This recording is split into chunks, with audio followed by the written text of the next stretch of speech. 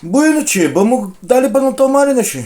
Vamos gravar aqui no nosso escritório. Que coisa linda, hein? Tchê?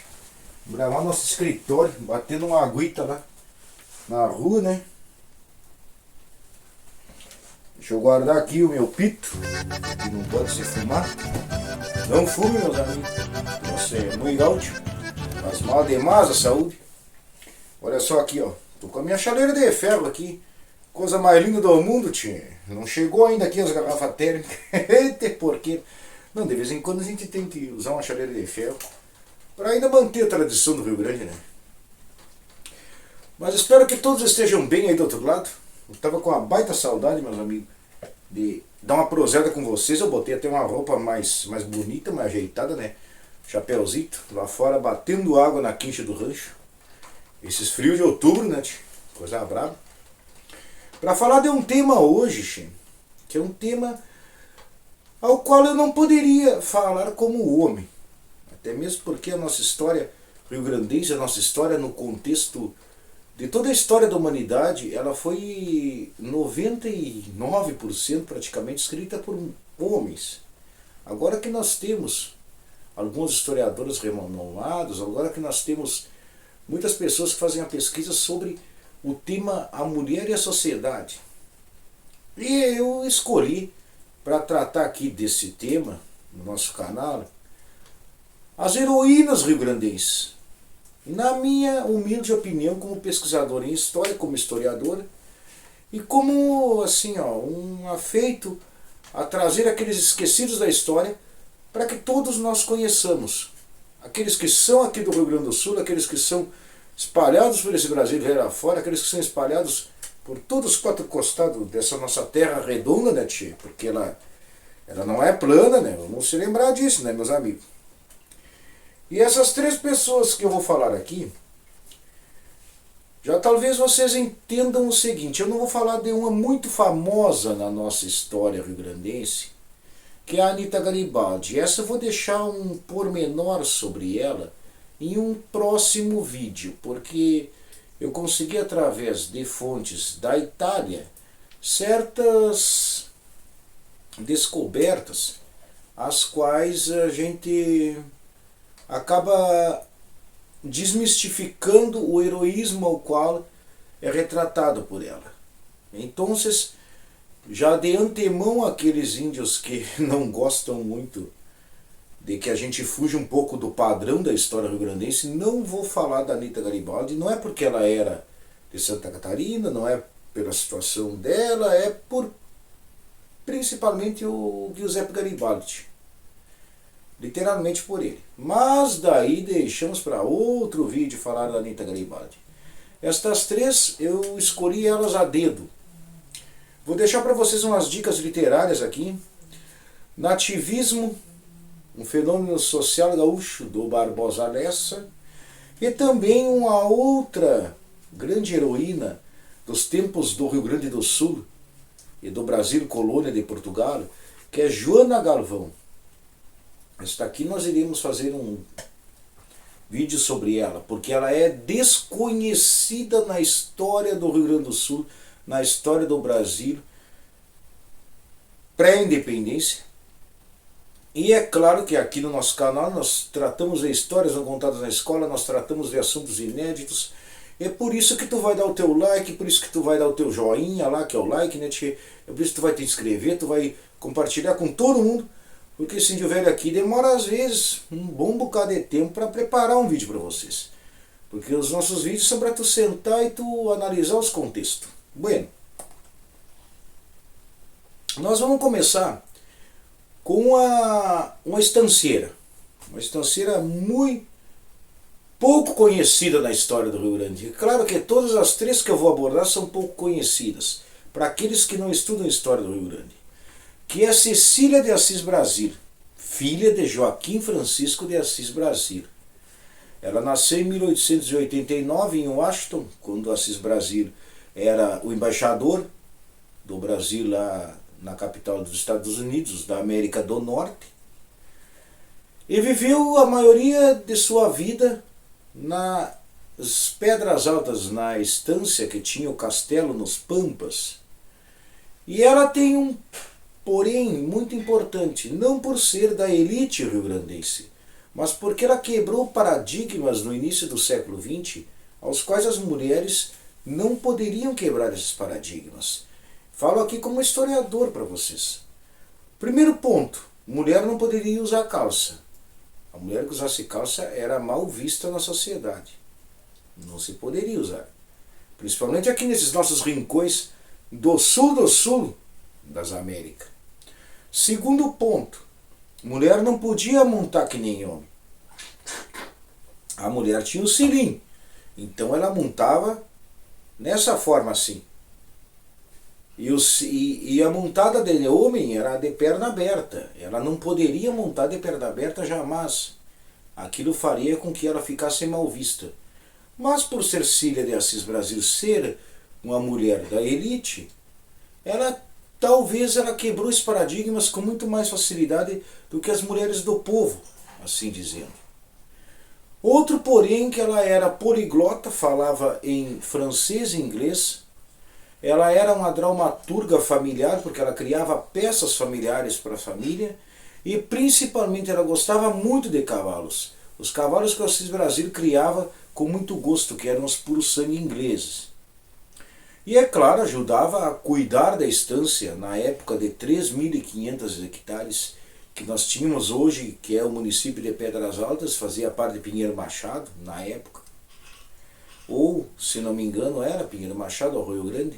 Estou meio perdido na parte geográfica da coisa, né? E ajudava também nas lides de campo, meus amigos. Ela morreu prematuramente aos 34 anos. Aos 35 anos, desculpe, em 1934. Quando, por uma fatalidade, um raio acertou ela e seu cavalo de estimação, e quando foi encontrada no campo já estava sem vida. Foi sepultada atrás do cemitério particular, no cemitério particular do Castelo dos Pampas, que talvez a gente faça uma abordagem sobre esse Castelo dos Pampas, que é uma história viva, que a família Assis Brasil ainda mantém. E foi suas páginas, seu conhecimento para nós hoje, imortalizados numa obra que se chama O Diário de Cecília de Assis Brasil. Acredito eu, não fiz uma pesquisa muito grande, que foi escrita pelo Carlos Reverbel, mas procurem aí, eu vou deixar nos comentários, vai ter depois aqui uma tarja, se eu errei o nome do autor, como sempre, né, meus amigos. Vou conseguir uma foca aqui do lado, muito gaúcha, sempre pilchada, para também de vez em quando me ajudar, não é? Porque eu dou uma olhada nos vídeos, vejo que o troço não está muito certo, daí a foca vai me ajudar. Uma foca lá dos tempos antigos que eu não tenho mais, e agora eu vou arrumar outra foca para vocês ficarem um pouco mais faceiro, né, tio? Para tu focar no conteúdo. Que coisa gaúcha, né? Bueno, a segunda que eu vou falar, o nome dela é Maria Francisca Pereira Duarte. Olha só que nome gaúcho, que nome bonito. Mas o seu apelido, para agora aqueles que conhecem a história do Rio Grande do Sul, e conhecem também certas páginas que são envergonhosas para nós, uma vergüenza, como Chica Papagaia. Ela acompanhava as tropas de Davi Canabarro. O seu marido era o João Duarte, e ela era a ajudante de enfermagem. Era uma daquelas muitas mulheres que não se tem nenhum tipo de documentação, mas vale muito para nós fazermos pesquisas aprofundadas. Aquelas que acompanhavam os soldados nas colunas revolucionárias, nas colunas de guerras de fronteira, por toda a história do Brasil meridional. Elas acompanhavam como vendedoras, acompanhavam como prostitutas, acompanhavam os seus maridos, acompanhavam de várias formas. E Chica Papagaia foi muito mal vista por muito tempo, já que nossa história ela é meio que tapada, assim, a história é tapado o sol com a peneira, pois ela foi uma das culpadas, entre aspas, do massacre de Porongos, no dia 14 de novembro de 1844. Quando se diz, os historiadores do século XIX e século XX, que ela foi entreter o general Davi Canabarro e este acabou por afrouxar a atenção dos soldados e, posteriormente, 300 ex-escravos que lutavam pela liberdade perderam sua vida porque estavam desarmados, num ataque surpresa de Francisco Pedro de Abreu, o Barão do Jacuí. Outro tema que nós vamos ter que tratar. O terror dos farrapos. Esse cara era o terror dos farrapos, o Chico Pedro. Nesse sentido, Otelo Rosas, Otelo Rosa, que era um grande escritor já do século XIX, partindo do século XX, sempre fazia aquela visão meio que machista da história. Falando aqui de uma forma bem como historiador, que ela era uma mulher com um corpo rígido, com um sorriso caliente, com um trato de ser bastante amigável a todos, e isso já instituía a Chica Papagaia ser culpada daquele episódio sangrento, que a gente sabe que não foi culpada. Mas como era uma mulher do povo, uma mulher que não se sabe nem quando nasceu. Vejam bem, tem o filme Anaída das Missões, que também eu citei aqui no nosso canal, que fala bastante sobre isso, das mulheres que perambulavam pelo Rio Grande do Sul, quando ele era colônia, quando ele era parte do Império do Brasil, e que nada ficou gravado dessas mulheres, muito poucas, porque elas eram analfabetas, elas eram do povo. Elas tinham simplesmente o dever de parir filhos para a guerra. Mas nem por isso lutavam muito mais do que muito marmanjo que a gente tem por aí. Ela faleceu em 1894 em Taquari, como todas as pessoas pobres, faleceu no esquecimento total. Ela foi somente relembrada em 1987, desculpem, estou misturando aqui as coisas, meus amigos.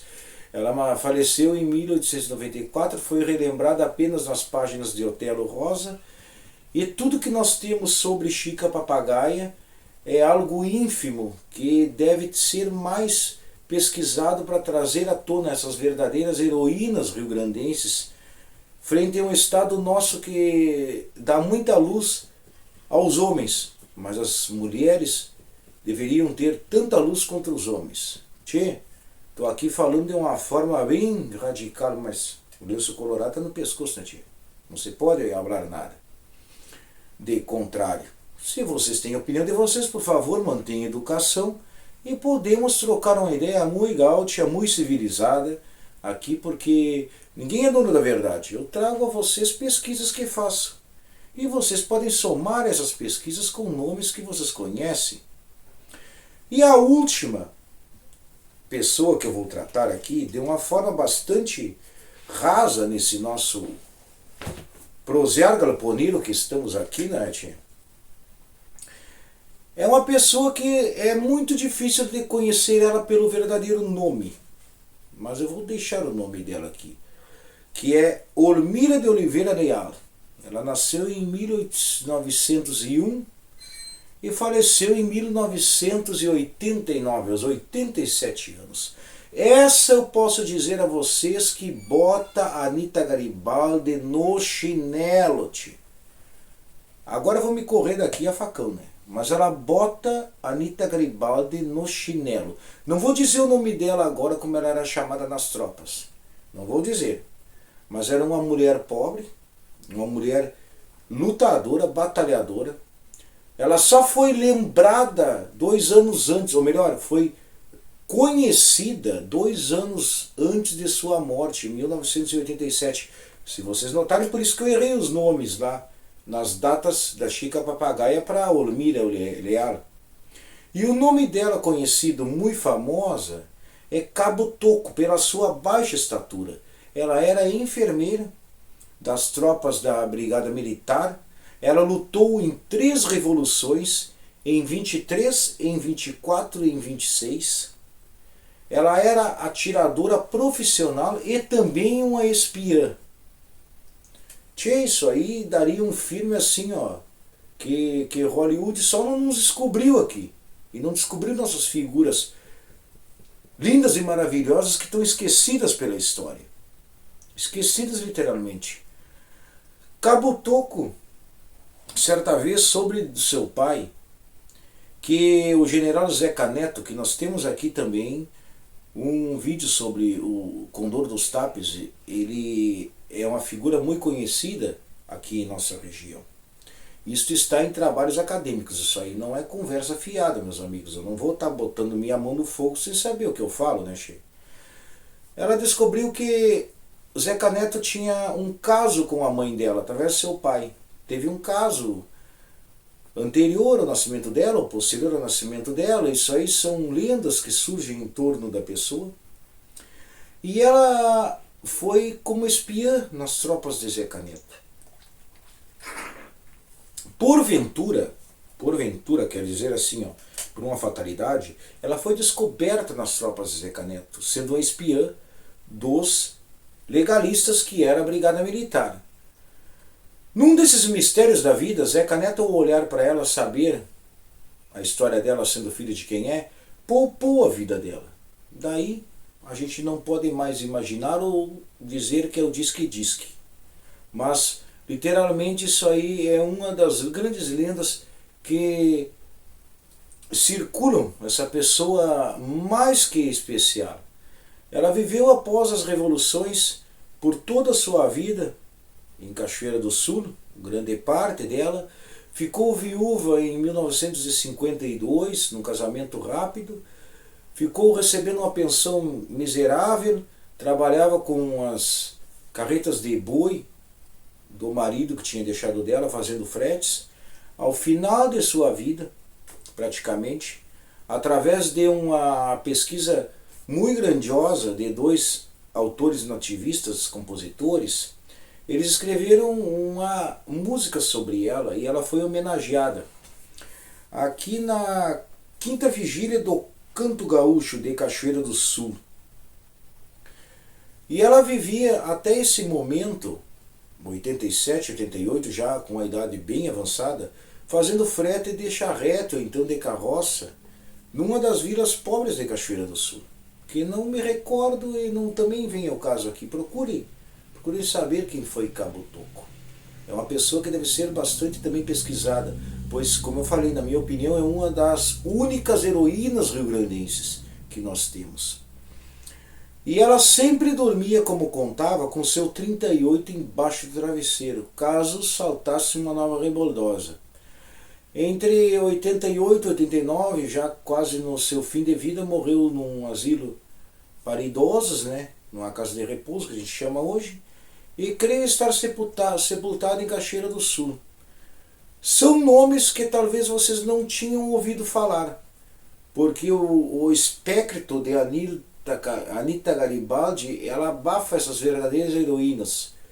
Uma, Cecília de Assis Brasil, que independente de sua classe social foi uma mulher que esteve à frente de seu tempo, esteve simplesmente à frente de seu tempo, pois morrendo com 35 anos de solteira, era algo já inédito para o início do século XX. As mulheres casavam-se muito novas. Posterior, Chica Papagaia, sendo acusada de algo que literalmente ela nem sabia do porquê a acusação. E aí, por último, a nossa única, na minha opinião, heroína rio-grandense, por de fato. Graças, meus amigos, não deixo mais nada aqui a vocês, ficam estes nomes para vocês pesquisarem melhor. Vai vir sempre vai vir sempre aqui imagens sobre elas, as que eu conseguir, exceto de nome pejorativo, nome feio, né? Chica Papagaia. Maria Francisca Pereira Duarte, ela não consegui nenhum tipo de documentação, talvez numa pesquisa mais profunda a gente consiga. E deixo aqui minha homenagem a estas e tantas mulheres, que aqui deveria estar falando uma mulher historiadora, não um índio velho como eu, mas vai a homenagem a estas que perderam muitas vezes sua vida em campos de batalha. e eram chamadas muitas vezes de vivandeiras, que é um nome bastante pejorativo, um nome bastante feio para elas, pois vivandeiras representavam muitas vezes prostitutas, que não é isso o gesto da palavra. Buenos, agradeço a todos, teremos mais vídeos posteriormente e vamos tocar ficha nesse Rio Grande Velho. Um baita abraço para cada um de vocês. Fiquem com Deus ou fiquem com a luz.